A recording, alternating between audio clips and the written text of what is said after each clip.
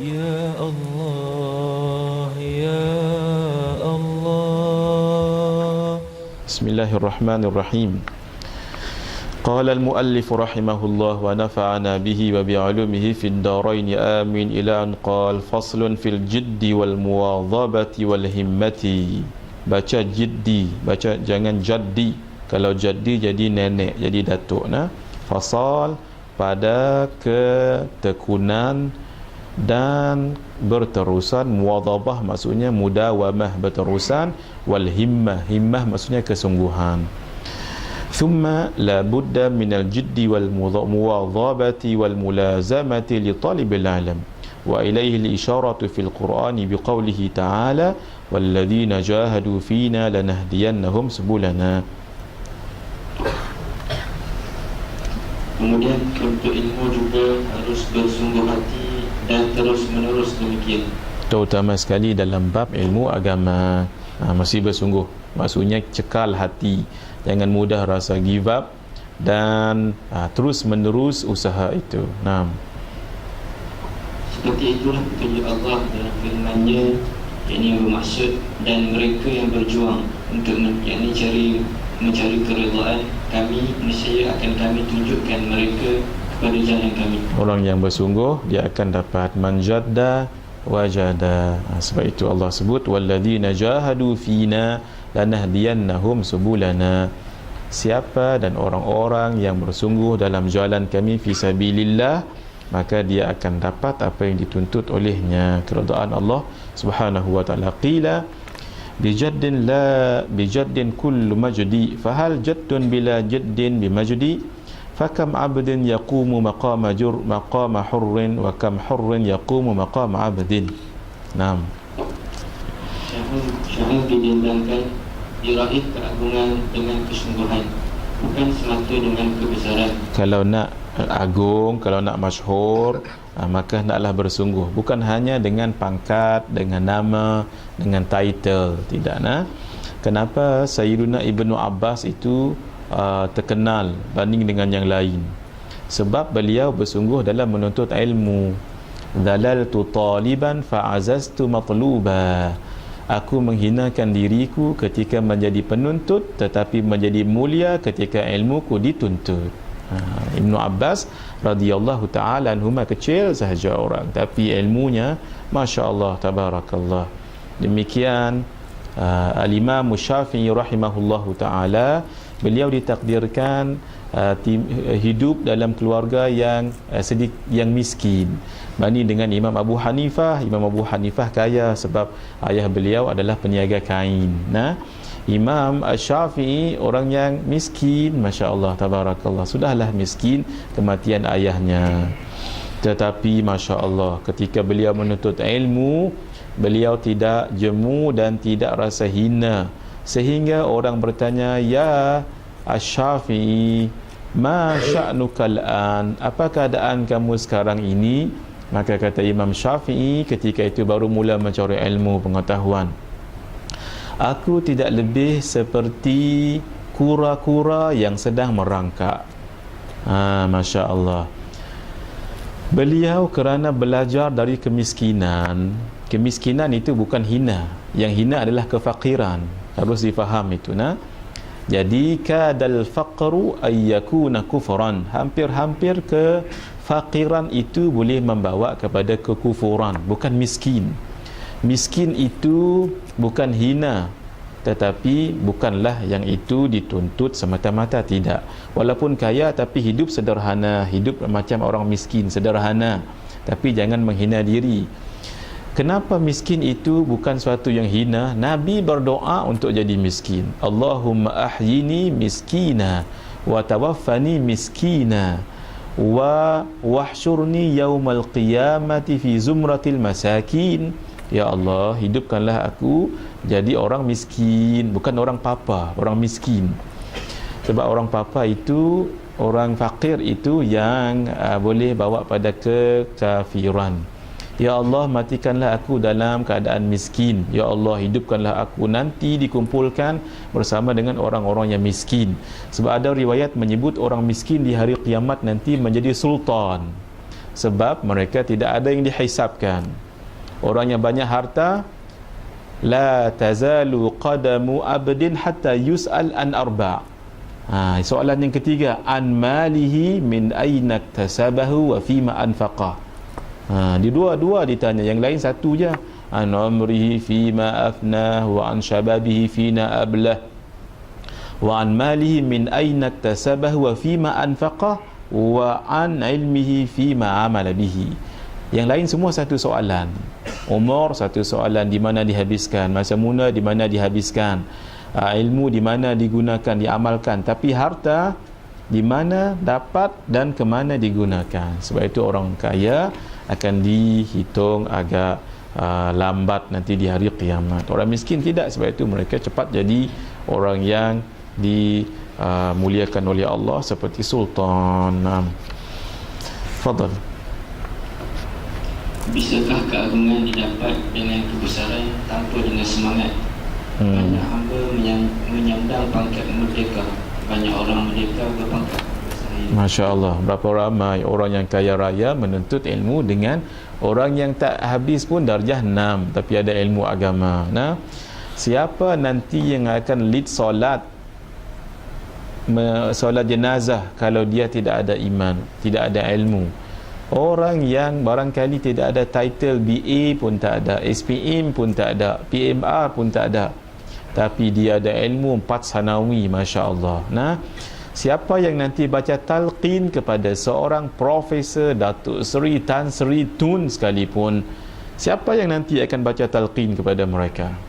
Orang yang ada ilmu agama. Sebab itu orang yang ada ilmu agama dimuliakan oleh Allah Subhanahu wa ta'ala.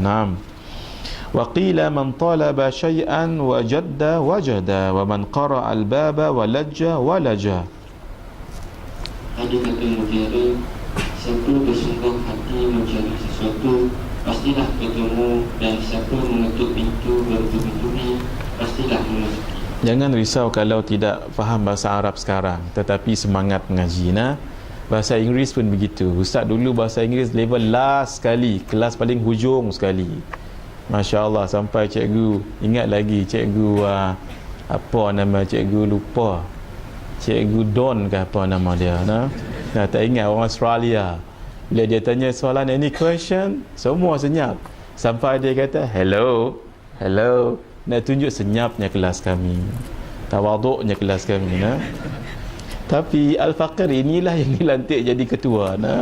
Masya Allah, ketua yang paling teruk sekali, kelas yang paling hujung sekali. Tapi siapa sangka sekarang dia boleh berbahasa Eritrea. Bukan saja Inggeris, tapi boleh Eritrea. Siapa sangka dia boleh berbahasa Tom Keseho Achahe. Tom ni khana khalia, mene khana khalia.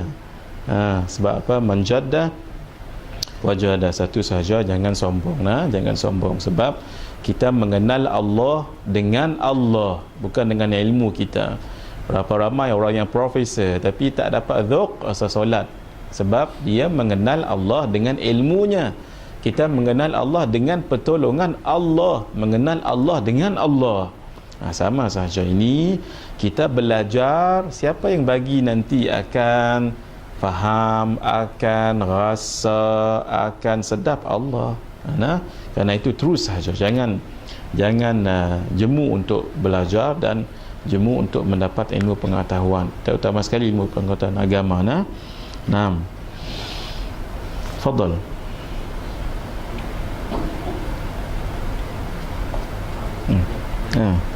Baca yang Melayu. Dikatakan lagi, sejauh mana kepayahanmu, sekian pula tercapai harapanmu. Orang yang bersusah payah nanti semakin banyak dia dapat. Biqadri ma tata'anna tanalu ma tatamanna. Ni boleh hafal ni, biqadri ma tata'anna tanalu ma tatamanna. Kamu sejauh mana kamu payah, maka sejauh itulah kamu akan dapat lebih daripada orang lain. Dan dikatakan dalam urusan belajar ilmu dan fikih diperlukan kesungguhan 3 pihak, iaitu pihak belajar sendiri, guru dan bapa jika masih hidup. dalam belajar ilmu agama dan ilmu fiqh. Ilmu fiqh ni apa?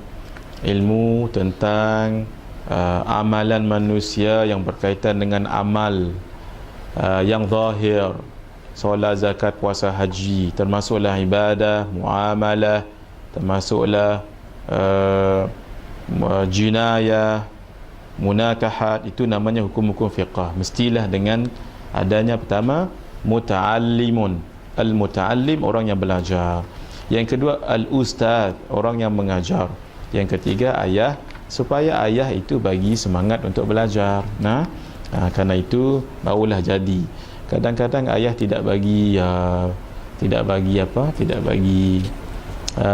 support, payah juga.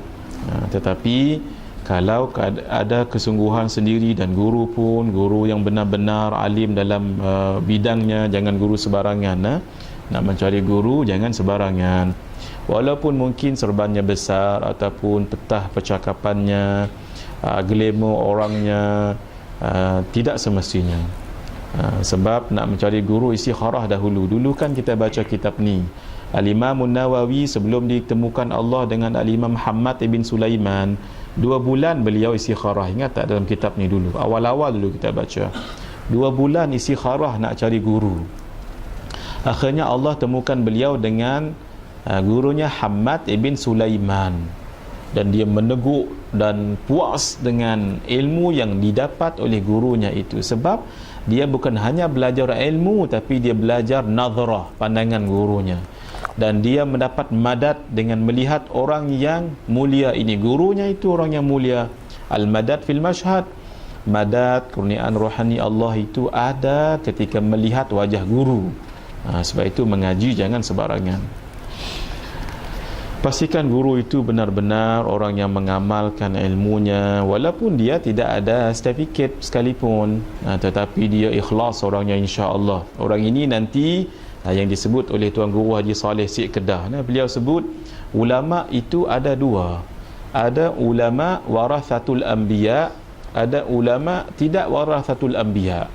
Ulama warathatul anbiya ni kata beliau, nanti cek dalam YouTube. Baru malam tadi Ustaz lihat YouTube yang Ustaz download lama dahulu. Kata beliau, ulama yang warathatul anbiya, ulama itu dia mesti baca kitab. Ni kata beliau, bukan kata Ustaz.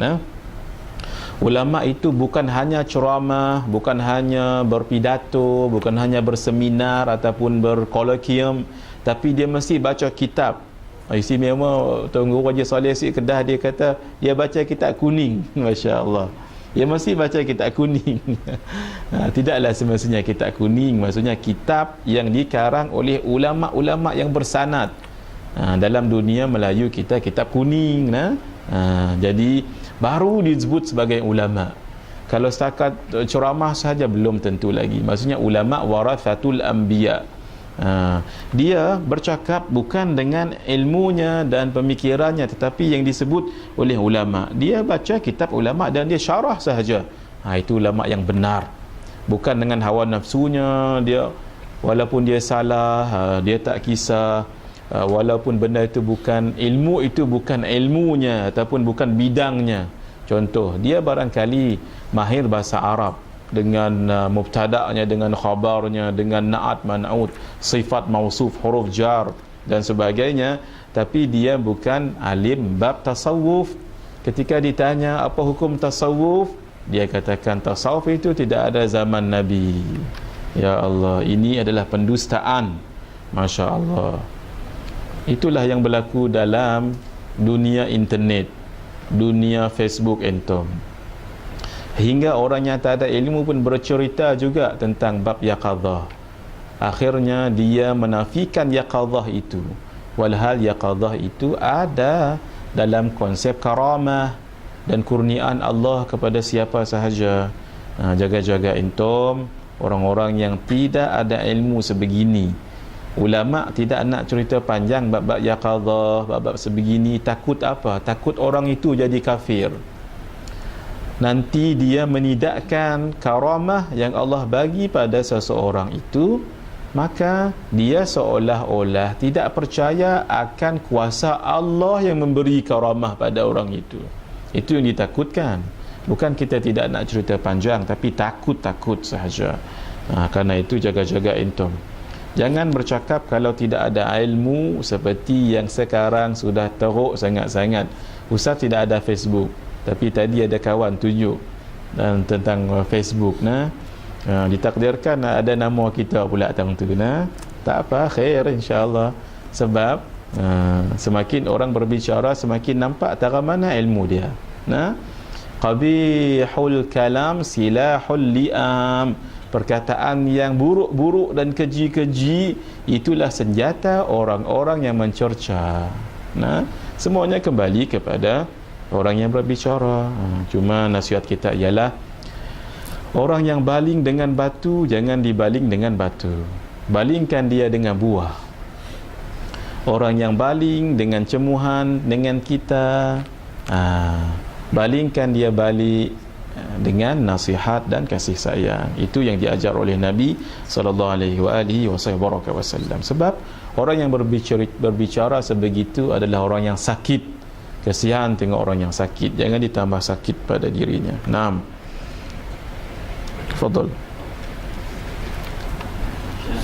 Gubahan Imam Asy-Syafi'i rahimahullah didendangkan oleh Syekh Imam yang mulia Syahiduddin Asy-Syirazi rahimahullah ta'ala kepadaku.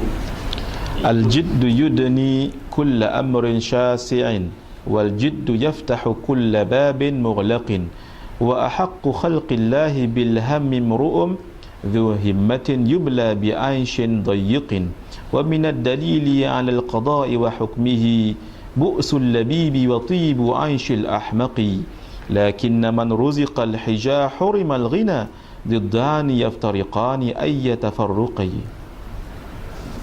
Dengan kesungguhan perkara jauh menjadi dekat, pintu terkunci menjadi terbuka. Kita Allah Subhanahu Wa Taala yang paling berhak bilang sengsara. Orang bercita tinggi namun hidupnya miskin papa. Sebab dia tidak bersungguh ke arah itu, dia bercita-cita sahaja. Salah satu bukti qada dan hukum Allah Subhanahu Wa Taala, orang pandai hidupnya susah dan si bodoh hidup mewah. Masya Allah, tabarakallah. Berapa ramai orang yang miskin akhirnya jadi kaya. Berapa ramai orang yang mewarisi harta kekayaan ayahnya ataupun keluarganya akhirnya menjadi papa. Orang yang diberi akal tapi tidak diberi harta, dua anugerah yang berbeza, satu di sini, satu di sana. Aku mengucapkan syair, tamannaita an tumsiya faqihan munadhira bighairi ana'in wal jununu fununu wa laysa iktisabul mali duna mashaqqatin tahammuluha fal ilmu kaifa yakunu. Syair gubahan orang lain dinyanyikan kepadaku. Kau berharap menjadi faqih analis. Maksudnya faqih yang sangat faham tentang hukum hakam. Padahal tidak sanggup bekerja keras. Faqih ini orang yang faham ilmu agama. Bukan faham semua ilmu agama, tidak faqih dalam bab fiqh. Bab fiqh ini adalah benda-benda yang melibatkan hukum halal, haram, harus, makruh, wajib, sah, batal, itu semua. Tapi tidak mahu untuk menghafal dalil, tidak mahu untuk mengaji kitab umpamanya, tidak mahu belajar usulul fiqh. Macam mana kamu nak jadi seorang yang faqih? Padahal tidak sanggup kerja keras. Memang penyakit gila banyak macamnya. Tidak bakal memboyong harta, mengambil harta tanpa sanggup memikul derita. Ilmu pun begitu pula. Sama, orang yang nak harta banyak dia mesti bekerja keras. Begitu juga orang yang belajar, lagi banyak guru dia belajar, lagi banyak ilmu dia dapat, lagi banyak masa dia mengulang kaji, lagi banyak hikmah yang dia dapat. Sebab itu lagi banyak dia berfikir, lagi banyak dia kenal. Al-Habib Zain bin Ibrahim bin Sumaid beliau sebut, inna wusulal abdi ilallahi bi syai'aini. Sesungguhnya orang nak sampai kepada Allah mesti dengan dua jalan, dua perkara. Pertama, mudawamatu dzikri wa mudawamati at-tafakkuri, dengan selalu berzikir. Yang kedua, dengan selalu tafakkur, berfikir. Orang yang banyak berzikir, dia akan ada mahabbah, sebab ia adalah nurus sarirah, nur kepada sirnya, yang Ustaz sebutkan tadi. Sir ada dalam diri kita, di pancaran nur tu dipancar, ada cahaya sir itu, dia akan lekat satu yang namanya mahabbatullah. Mahabbatullah, kasih dan sayang kepada Allah. Orang yang banyak berfikir, itu namanya kuhlu al-ma'rifah, kuhlul basirah. Dia menjadi, kalau mata ini dia seperti ada apa ni, orang panggil apa ni, celak mata. Orang yang bercelak mata dia cantik. Dia seperti celak kepada mata, iaitu menajamkan fikiran. Orang yang banyak berfikir, itu dia akan dapat apa? Ma'rifatullah. Orang yang banyak zikir, dia dapat mahabbatullah. Alladzina yadhkuruna Allaha qiyama wa qu'udan wa 'ala junubihim wa yatafakkaruna fi khalqis samawati wal ard ma khalaqta hadha batila subhanaka faqina adzaban nar. Tuna khair, fadal. Kata Abu Tayyib Al-Mutanabbi, walam ara fi uyubin nasi aiba ka naqsil qadirina 'ala tamami. Banyak syair malam ni, masya-Allah.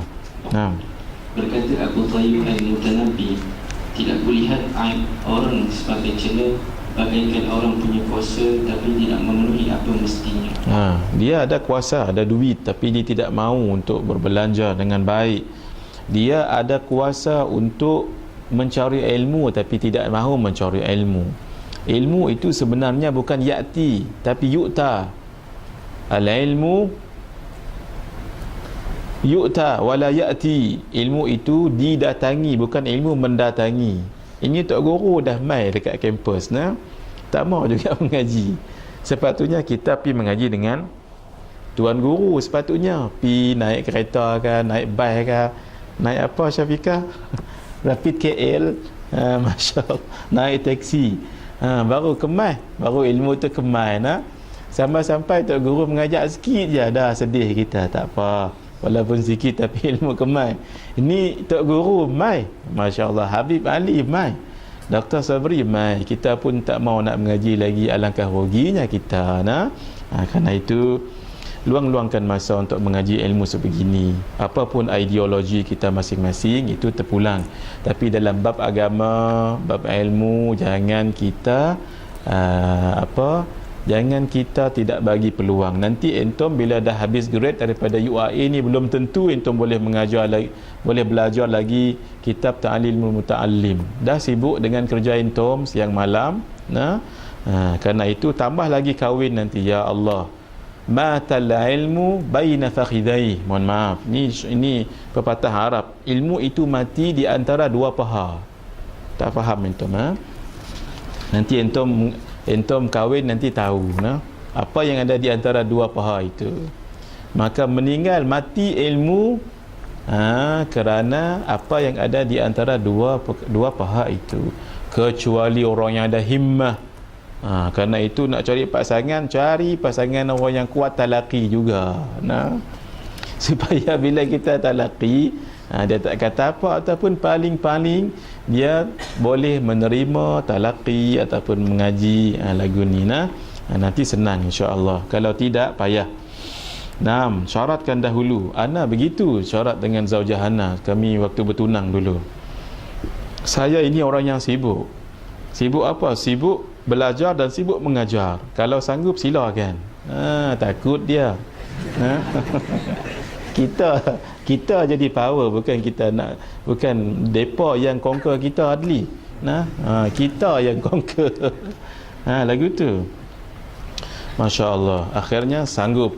Bila sanggup, khair, boleh pergi ke mana-mana. Alhamdulillah. Wala budda li talibil ilmi min saharil layali. Penuntut ilmu juga harus sanggup tidak tidur bermalam-malam, berjaga malam, seperti kata penyair, biqadril qaddi tuksabul ma'ali wa man talaba al-ula sahiral layali tazumul aiza thumma tanamu lailan yaghusul bahra man talaba al-la'i ulul ka'bi bil himamil awali wa izul mar'i fi sahril layali taraktu an-nawma rabbi fil layali li ajli ridaka ya maulal mawali wa man rama al-ula min ghairi kaddin adaa al-umra fi talabil muhali fawaqqifni ila tahsili ilmin wa ballighni ila aqsal ma'ali. Sedap-sedap syair malam ni. Seukur kesulitannya akan dicapai kemuliaan. Siapa ingin mulia hendaklah berjaga semalaman. Hafal yang ni pun tak apa. Kalau yang lain tak apa-apa, yang ni je. Wa man talaba al-ula sahiral layali. Ana lama dah hafal ni, waktu sekolah tingkatan dulu. Man talaba al-ula sahiral layali. Kau ingin mulia tapi tidur di malam hari. Orang mencari-mencari, laut pun diselami. Keluhuran derajat itu dengan himmah yang tinggi. Keluhuran seseorang dengan berjaga di malam hari. Oh Tuhan, aku singkirkan tidur di malam hari demi redha-Mu ya Maula Mawali. Siapa menghendaki mulia tanpa mahu kesulitan, mengulur umur untuk mencapai kemustahilan. Tolonglah kami untuk mendapat ilmu dan bimbinglah kami pada kemuliaan di sisi-Mu. Masya-Allah, Imam Syafi'i ketika beliau sudah menjadi seorang alim dan beliau belajar tidak kurang daripada 70 guru, dikatakan lebih daripada itu kerana beliau seorang yang miskin dan beliau belajar dengan kesusahan. Beliau selalu dapat imbuhan daripada gurunya Imam Malik. Sebab Imam Malik itu disuka oleh khalifah ketika itu. Kadang-kadang dibaginya duit dirham, dibaginya dinar, dibaginya kenderaan. Imam Syafi'i selalu dapat daripada gurunya. Kerana itu guru kami Syekh Fahmi Zamzam pun pernah sebut, mereka yang tak balik ke tanah Melayu, lama di Indonesia, lama di India, selalu juga dapat pemberian daripada guru mereka Syekh Abdul Hasan Ali An-Nadwi. Kerana itu kalau guru buat baik dengan kita, bukan semestinya guru itu orang yang berharta, tidak semestinya, tapi mengikut akan apa yang Nabi buat dahulu. Nabi bagi finance dengan Abu Hurairah, Abu Dhar Al-Ghifari, Salmanul Farisi yang duduk dekat sufah dekat Masjid Nabawi itu, sebab mereka orang yang memerlukan bantuan. Sama juga kita juga bantu guru kita. Jangan silap faham ni. Tapi itu adalah apa yang dibuat oleh sahabat kepada Nabi SAW.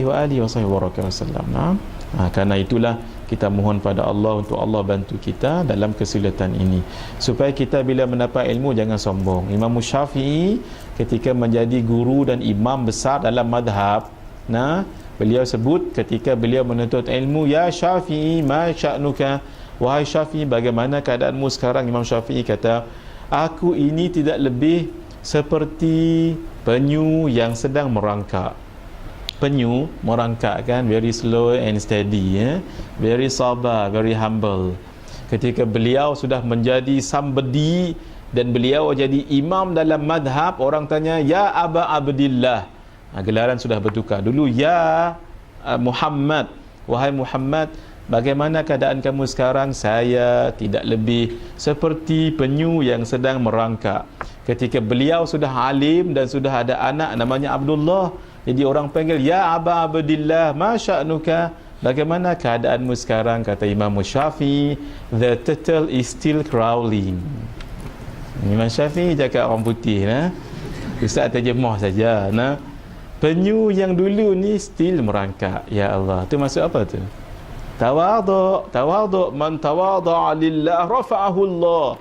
Siapa yang tawaduk kerana Allah akan diangkatkan oleh Allah. Kalau Syekh Nuruddin dia buat macam ni, man tawadha lillah, man tawadha hakadha rafa'ahu Allah hakadha. Siapa yang tawaduk macam ni, maka Allah akan angkat dia macam ni. Tak perlu diangkat-angkat, tak perlu di-expose nama dekat Facebook, dekat Twitter ni semua. Kalau Allah nak angkat, masyhur seluruh alam, masya-Allah.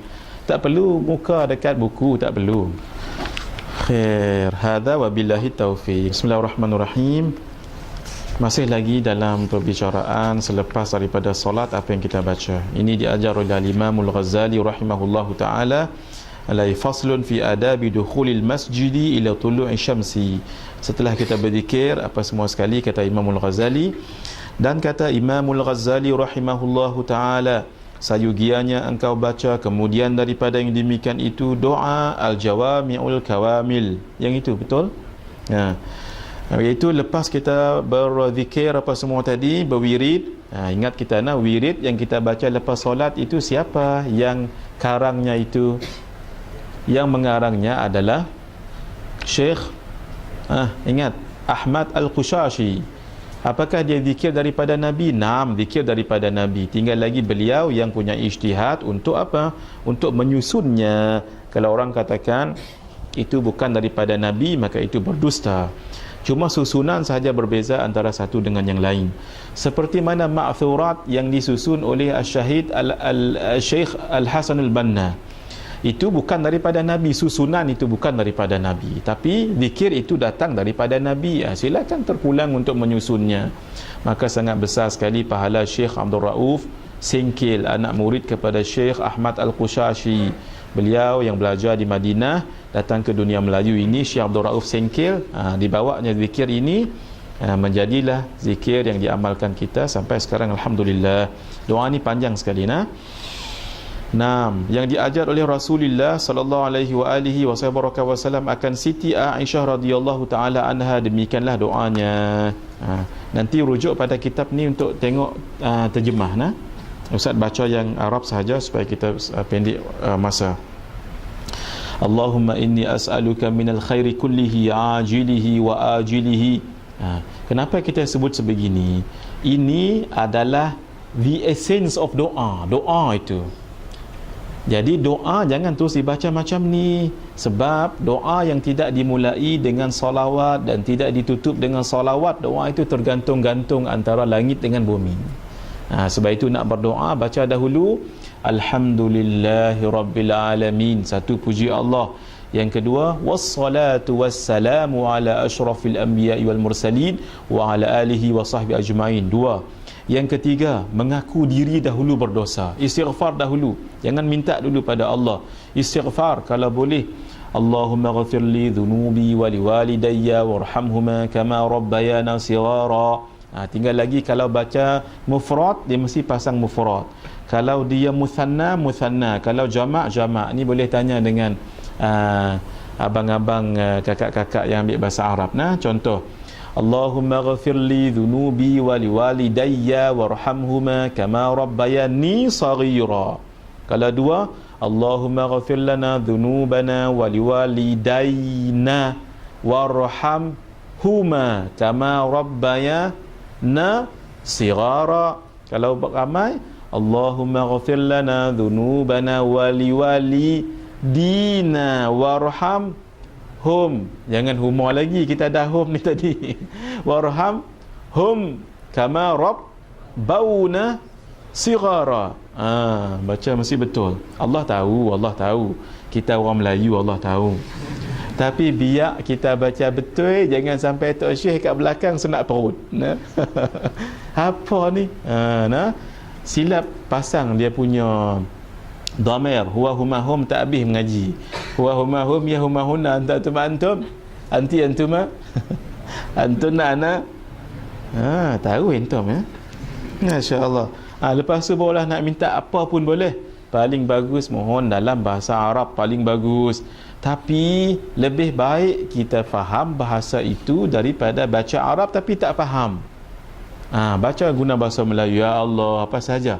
Bahasa Bugis boleh, bahasa Jawa silakan, bahasa Sarawak Kautim.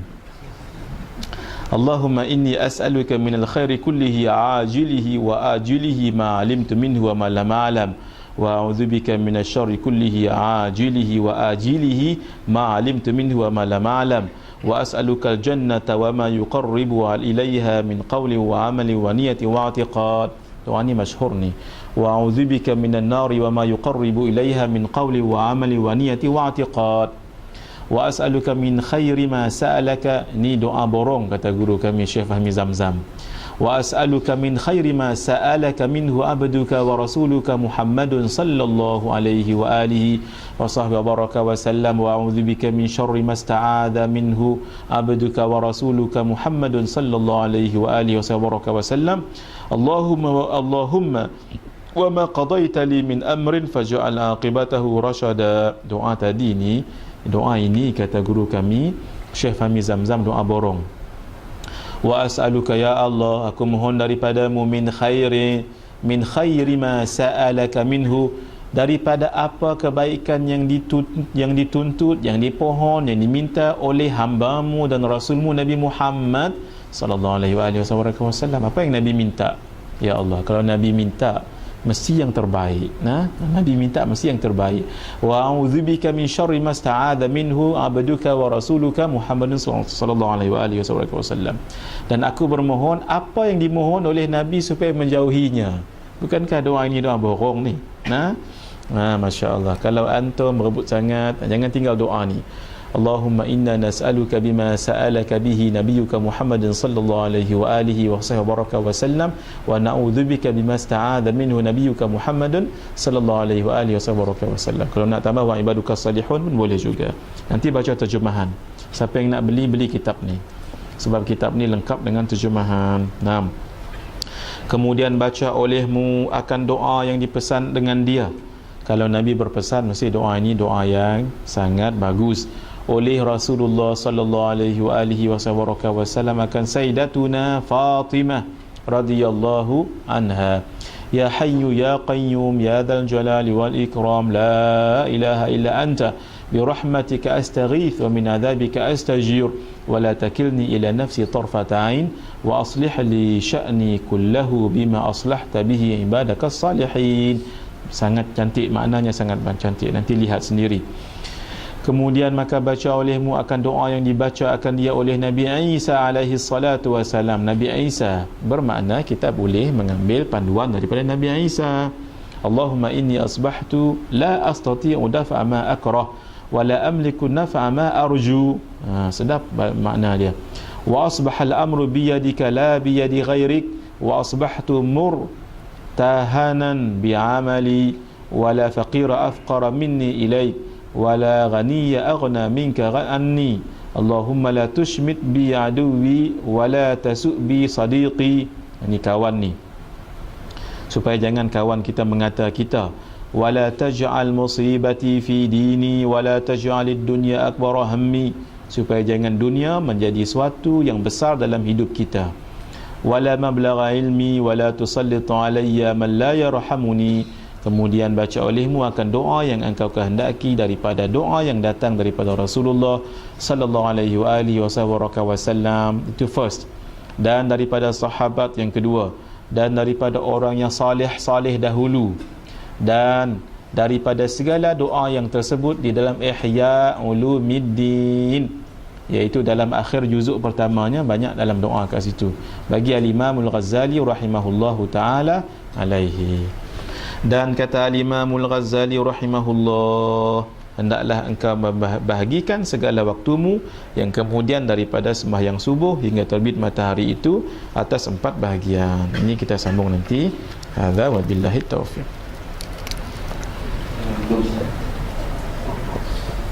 Doktor, perlukah diganti solat fardu yang dilakukan dalam kenderaan seperti kapal terbang dan kereta? Dan at-taharahnya pula bagaimana? Soalan kedua, apakah itu solat menghormati waktu? Apa pula hukumnya? Syukran jazakum. Bismillahirrahmanirrahim. Allahumma hidayatan lis-shawab.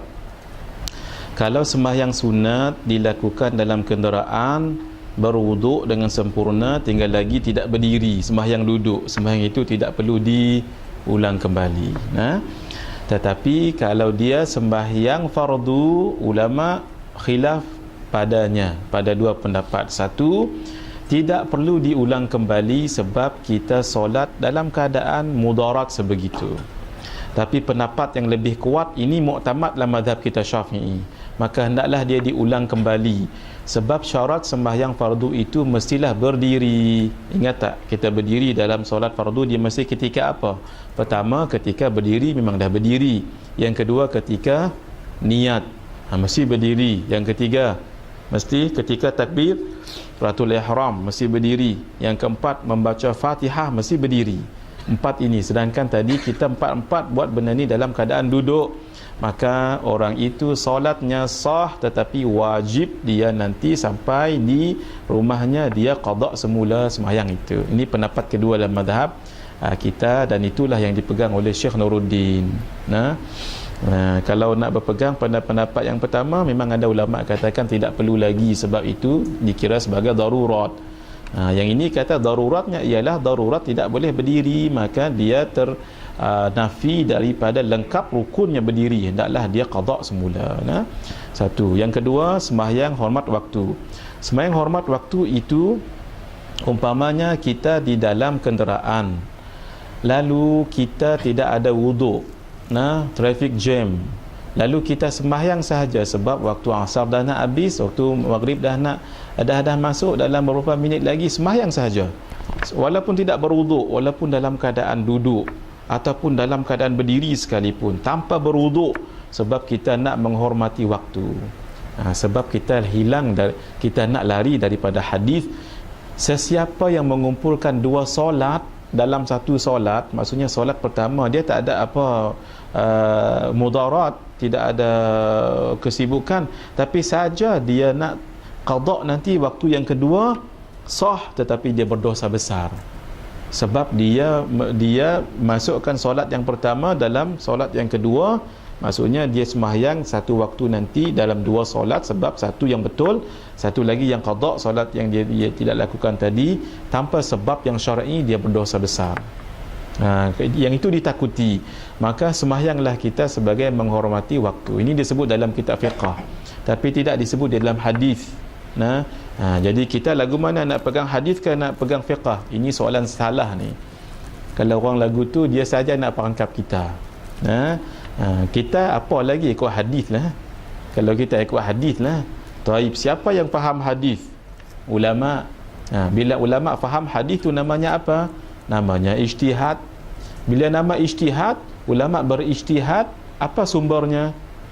Kembali balik hadis, kembali balik Quran. Maka apa yang diijtihadkan ulama itu asalnya adalah apa? Quran dan hadis. Itu namanya hukum fiqh. Apa dia? Al-ilmu bil ahkam asy-syar'iyyah al-fi'liyah al-mustanbatah min adillatiha tafsiliyah. Itu maksudnya.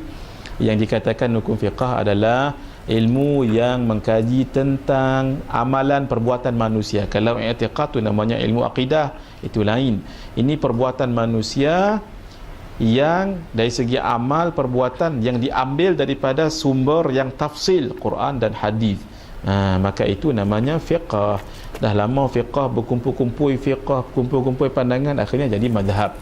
Jadi mazhab itu juga sebenarnya mengambil daripada Quran dan hadis. Jadi kerana itu ulama itu kita pegang walaupun tidak ada dalil daripada hadis, daripada Quran, tapi ijtihad ulama itu juga adalah diakui dalam Al-Quranul Karim. Kenapa? Al-ulama warathatul anbiya, innama yakhshallaha min ibadihil ulama. Ulama itu Nabi sebut ulama wa ummati ka anbiya ibani Israel. Sebab itu jaga-jaga kita kalau ada orang kata jangan pegang ulama, pegang Quran dan sunnah. Ini orang yang sesat ini. Dalam buku ni ada sebut.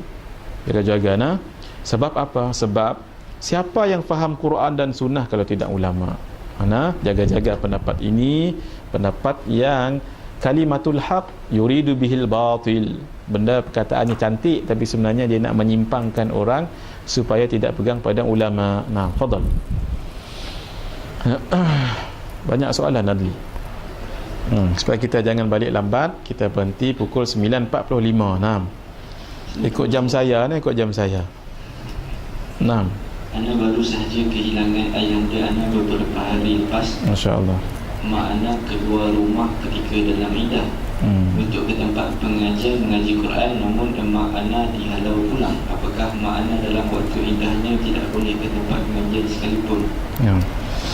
Allahumma hidayatan lisawab, orang yang kematian suaminya maka hendaklah dia menahan diri daripada keluar rumah selama 4 bulan 10 hari.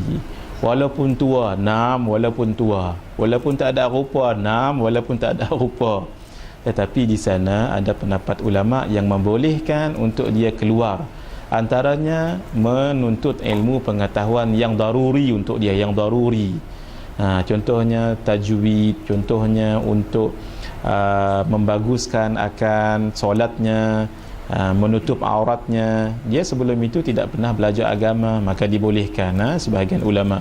Yang kedua, hatta kalau dia kerja sekalipun dibolehkan dengan syarat itulah sahaja mata pencarian untuk keluarga itu. Tapi kalau anak-anaknya sudah bekerja ataupun menantunya boleh support ke, tidak boleh dia keluar. Maka kerana itulah tahan-tahan dululah yang tadi mak anti ke mak anta tadi tu. Kalau nak keluar juga mengajilah di depan rumah, dekat surau masjid yang berdekatan. Jangan sampai keluar daripada 2 marhalah tu jauh sangat, takut nanti timbul fitnah. Memang asalnya ialah hendaklah mereka duduk di dalam rumah 4 bulan 10 hari. Itu orang yang sudah kematian suami itu, tak kira dia tua ataupun muda, supaya jaga akan jangan fitnah. Dan tidak mengapa kalau mereka sentiasa pakai baju warna hitam, boleh. Assalamualaikum Ustaz. Waalaikumsalam. Yang kami kasihi, apakah kelebihan Hizib An-Nawawi dan Hizib Bahar? Sudahkah Ustaz mengarang terjemahan bagi kedua-dua hizib tersebut setelah mengarang terjemahan? Khair. Bismillahirrahmanirrahim. Untuk mengarang dan menterjemahnya sebenarnya sudah diterjemah dan dikarang banyak sekali. Antaranya Syekhuna Syekh Muhammad Fuad Kamaluddin Al-Maliki, Syekh Muhammad Nuruddin, Syekh Fahmi Zamzam. Cuma Syekh Fahmi Zamzam dengan Syekh Nuruddin tak diterjemah. Yang terjemah kitab Min Syawariqil Anwar dah full diterjemah oleh Syekh Muhammad Fuad, hafizahumullahu wa ra'ahum.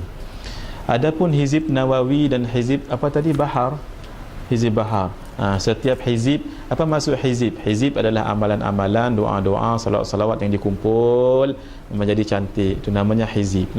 Kenapa disebut hizib? Hizib ni bahagian-bahagian sebab dia dibaca ini waktu pagi, ini waktu petang ni, begitu. Jadi antara kelebihan Hizib Al-Bahar itu adalah hasil daripada anugerah Allah kepada Syekh Abdul Hasan Ali Asyadzuli, pengasas tariqat Syadzuliyah. Satu ketika mereka dalam pelayaran, maka angin tidak bertiup, sedangkan nak berlayar mesti dengan angin. Akhirnya Allah kurniakan beliau akan amalan sebegini. Akhirnya berlayar amalan, kapal itu berlayar. Maka khasiatnya ialah untuk memudahkan segala amalan, segala hajat kita. Ketika mana? Ketika kita sebut perkataan Al-Bahar, wasakhir lana hadzal bahra kama sakhartal bahra li Musa. Perkataan bahar itu letakkan niat kita. Setiap kali jumpa perkataan bahar dalam itu, niatkan apa hajat kita. Secara ringkas sahaja, banyak lagi. Yang kedua, Hizib Nawawi. Hizib Nawawi ini ada riwayat bahawa sekali para sahabat melihat ada kambing yang kelilingi oleh serigala. Kawasan itu kalau kambing meninggal mesti habis dimakan. Kambing meninggal mesti habis dimakan. Tapi pelik, kali ini dia keliling saja, tapi tak dimakan. Akhirnya yang melihat itu sama ada tabi'in ataupun sahabat, Ustaz tidak ingat. Dia lihatnya kenapa sedemikian. Akhirnya berlalu pergi serigala, dia tengok kambing itu di atas leher, di tengkuknya itu ada macam tangkal. Kambing pun pakai tangkal. Kitab ni kata pakai tangkal boleh, kitab ni, tapi jangan selagi semua. Azmir paling besar sekali tangkai ni. Tak, maksud apa maksud Ustaz? Jangan kafirkan dan salahkan orang yang bertangkal, tapi mesti dahulu i'tiqad itu kuat. Minum air, kalau i'tiqad air yang mengenyangkan itu boleh jatuh kafir, syirik. I'tiqad. Jadi semuanya kembali pada i'tiqad. Makan Panadol soluble, dia yang menyembuhkan. Di situ jatuh akidah, jadi syirik. Sama juga dengan tangkal tadi. Nah, kenapa bila sakit pergi jumpa dengan doktor, kenapa tidak berdoa saja, ya Allahu, ya Allah, ya Allah, lakin bagi miru muka kita, ya Allah. Lagi, masya Allah. Kenapa pergi jumpa doktor orang? Bukankah itu syirik, mohon selain daripada Allah? Apa beza dengan tangkal tadi? Ya, bezanya ialah i'tiqad kita. Nah, para sahabat mengatakan, kami mengajar anak kami Al-Quran, yang tidak boleh, yang tidak hafal lagi, man lam yahfaz minhum, yang tidak hafaz lagi daripada mereka, allaqana, lalu kami buat tangkal letak dekat sini, dan itulah yang dipakai. Imam Ahmad yang selalu dirujuk oleh orang-orang sebegini, Imam Ahmad menyebutkan ada anak Imam Ahmad yang bertangkal. Siapa berani komen Imam Ahmad yang hafaz 1 juta hadis? Berani ke? Yang tidak pernah makan buah tembikai, bukan kerana Nabi tak makan buah tembikai. Nabi makan buah tembikai dalam kitab Syama'il, makan tembikai, makan kurma. Tembikai, kurma. Makan tembikai dulu baru kurma. Lepas tu blend dalam mulut ni. Sedap. Jangan blend dalam kisar tu. Itu tak sunnah dalam ni. Tapi beliau tak makan. Ditanya orang sebab walaupun beliau hafaz 1 juta hadis, saya tak jumpa satu hadis lagu mana Nabi buka buah tembikai. Belah lagu mana? Belah 2 ke? Belah 4 ke? Belah 8 ke? Bunga-bunga ke?